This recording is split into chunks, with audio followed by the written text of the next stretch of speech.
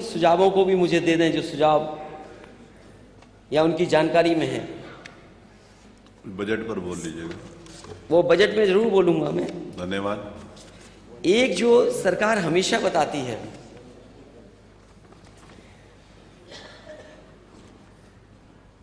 अध्यक्ष महोदय, आप सहमत होंगे कि पूरे भारत में विशेष तौर पर उत्तर प्रदेश में सबसे बड़ी समस्या बेरोजगारी है। हमारा नौजवान बेरोजगारी के कारण हताश और लाचार हो गया है। एक तो रोजगार नहीं मिल रहा उसे, अगर मिल भी रहा है तो उसकी शिक्षा के स्तर से के अनुरूप उसे काम नहीं मिल रहा, सम्मानजनक उसको रोजगार भी नहीं मिल पा रहा है। डिलीवरी बॉय बन जाना कोई नौकरी है, कोई रोजगार है उसका। और सरकार हमेशा अनएम्प्लॉयमेंट रेट और एम्प्लॉयमेंट रेट में हमें उलझा के रखती है। आप उलझो नहीं अब कि अनएम्प्लॉयमेंट रेट क्या है, एम्प्लॉयमेंट रेट क्या है। अध्यक्ष महोदय, मुझे उम्मीद है कि जब नेता सदन ये बात कहें तो हम सब माननीय सदस्यों को कम से कम ये बताएं कि अनएम्प्लॉयमेंट रेट क्या है और एम्प्लॉयमेंट रेट क्या है, और सरकार ये आंकड़ा क्यों पेश करती है जिससे सरकार बचना चाहती है। 90% से ज्यादा पढ़ने लिखने वाला नौजवान यहां पर बेरोजगार है। सरकार कहती है कि 1 डिस्ट्रिक्ट 1 प्रोडक्ट इनके एक सबसे बड़ी योजना है, बजट में ले लीजिएगा उसको। और जिसका ये उदाहरण देते हैं कि एक्सपोर्ट में न जाने कितना उससे लाभ हुआ है सरकार को। लेकिन सरकार ये कभी नहीं बताती है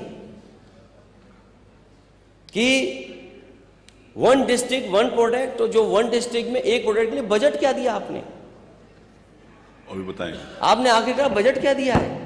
बजट, और ये पहली बार अध्यक्ष महोदय मैं नहीं पूछ रहा हूं, हर बार पूछा मैंने कि बजट क्या दिया है। सरकार बताए कि इत्र के लिए क्या दिया है, 1 डिस्ट्रिक्ट 1 प्रोडक्ट में तो क्या आपने दिया है उसके लिए बजट। ये सहारनपुर लकड़ी की कारीगरी के लिए और वहां की हौजरी का कार्य, जो लाखों लाख लोग जुड़े हैं, और केवल एक जिला नहीं, अगर हम बिजनौर का देखें, चाहे वो हमारे कंघी बनाने वाले लोग हों, चाहे हमारे, और पीतल का एक्सपोर्ट भी होता है, ऐसे बहुत सारे सरकार ने आइडेंटिफाई किए हैं। हर डिस्ट्रिक्ट का 1 प्रोडक्ट या 2 प्रोडक्ट, तो सरकार बताए कि उस प्रोडक्ट के लिए ये बजट रखा है आपने, जिसकी वजह से ये लाभ मिला है। और फिर आप 1 डिस्ट्रिक्ट 1 प्रोडक्ट को प्रमोट करना चाहते हैं, लेकिन ये छापा क्यों मार रहे हैं जीएसटी वाले, ये जीएसटी वाले छापा क्यों मार रहे हैं। क्या आपने जानबूझ करके उन्हें भेजा है कि छापा मारिए जिससे कारोबार और बंद हो जाए। तो इस पे बजट पर बोल लीजिएगा नेता प्रतिपक्ष, मेरा रिक्वेस्ट। सरकार बहुत चिंतित रहती है ट्रैफिक को लेकर के। आपने कहा कोई शहर नहीं बचा है जिस शहर में जाम न लगता हो। सरकार बताए कि इन शहरों को जाम से बचाने के लिए क्या है। हालांकि अध्यक्ष महोदय, मैं आपका कहना मानूंगा, केवल महंगाई पे बोल करके मैं अपनी बात खत्म करूंगा। Thank you. हालांकि बिंदु और भी हैं, सब पे टैग है मेरा इस बार। उसके बाद फिर बोलिए। ये सरकार महंगाई को रोकने के लिए क्या कर रही है सरकार। किसान की आय दोगुनी होनी, नौजवानों को नौकरी रोजगार मिला नहीं, आखिरकार महंगाई के लिए क्या कर रही है सरकार। सरकार उसको नियंत्रित करने का कोई प्रयास कर रही है कि नहीं कर रही है। और जो उत्तर प्रदेश है, जिसकी $1 ट्रिलियन इकोनॉमी का आप सपना दिखा रहे हैं, उसकी प्रति व्यक्ति आय क्या है।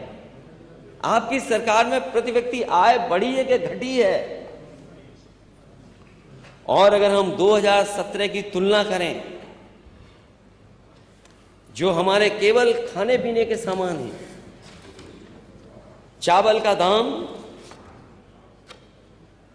कितने % बढ़ गया, ये सरकार बताए 17 से और अभी तक के लिए। गेहूं का दाम किसान को मिले तो ठीक है, लेकिन मुनाफा कोई और ले तो उसमें दाम कितना बढ़ा है। अरहर की दाल, क्या कीमत कम हुई है 2017 से कि बढ़ गई है। सरसों का तेल, और मैं ब्रांडेड की बात नहीं कर रहा हूं, अगर आप ब्रांडेड में की ही बात कर लें तो बताओ 2017 में क्या कीमत थी, आज क्या कीमत है। प्याज का दाम दूध का दाम, और हर सब्जी सब्जियां आप उठा लो, लहसुन से लेकर के कोई किसी का दाम ये सरकार बताए।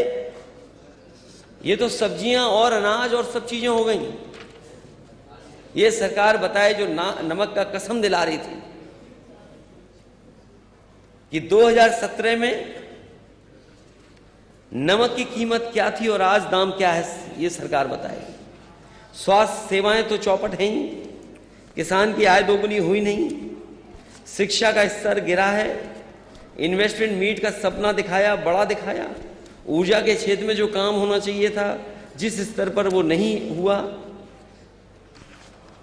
तो जो ये सरकार $1 ट्रिलियन इकोनॉमी का सपना दिखा रही है, बिना पीडीए के हक और सम्मान के ये सपना पूरा नहीं हो सकता। इन्हीं शब्दों के साथ अध्यक्ष महोदय, मैं अपने सभी माननीय सदस्यों का, जो विपक्ष के सदस्यों का धन्यवाद देता हूं, और मुझे उम्मीद है कि इनमें उनके भी सुझावों को शामिल कर लिया जाएगा। बहुत बहुत धन्यवाद। माननीय नेता प्रतिपक्ष के भाषण में बैठिए। सारे जो संबंधित विषय थे सरकार के, वो स्वाभाविक रूप से नेता सदन का पूरा अधिकार है हर बात का जवाब देने का, लेकिन इन्होंने इंगित करके उप मुख्यमंत्री जी के विषय में कुछ बातें कही थी, तो मैं उप मुख्यमंत्री जी श्री ब्रजेश पाठक जी से कहूंगा उसका जवाब दे दें। धन्यवाद अध्यक्ष जी। मैं 1 मिनट आ रहा हूँ। बहुत देर से हम नहीं, उनका नाम लिया था, नाम लेकर बोला नहीं, नाम उन्होंने बोला कानपुर में उप मुख्यमंत्री जी ने ये फोन पर ये बात कहा। बहुत देर से हम नेता प्रतिपक्ष के 1 मिनट अध्यक्ष बातों को सुन रहे थे। महामहिम राज्यपाल महोदय